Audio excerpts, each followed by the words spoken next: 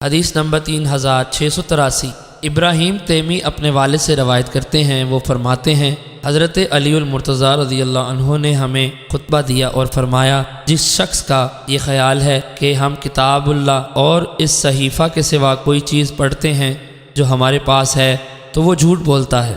راوی فرماتے ہیں وہ صحیفہ حضرت علی المرتضیٰ رضی اللہ عنہ کی تلوار کی میان سے لٹکا ہوا تھا۔ اس صحیفہ میں اونٹوں کی عمروں اور 6 زخموں کی دید کا بیان تھا، اور اس میں یہ تھا کہ رسول اکرم صلی اللہ علیہ وسلم نے فرمایا، مدینہ طیبہ عیر سے سور تک حرم ہے، پس جو شخص اس میں بدعت کا ارتکاب کرے یا کسی بدعتی کو ٹھکانہ دے، اس پر اللہ تعالیٰ، اس کے فرشتوں اور سب لوگوں کی لعنت ہے۔ قیامت کے دن اللہ تعالیٰ اس کی کوئی فرض اور نفل نماز قبول نہیں کرے گا، اور مسلمانوں کا ذمہ واحد ہے، اس کے لیے ان کا ادنا بھی کوشش کر سکتا ہے۔ اور جو شخص اپنے ماں باپ کے علاوہ کسی کی طرف منسوب ہو یا اپنے آزاد کرنے والوں کے علاوہ کسی کی طرف اپنی نسبت کرے، اس پر اللہ تعالیٰ، فرشتوں اور سب لوگوں کی لعنت ہے۔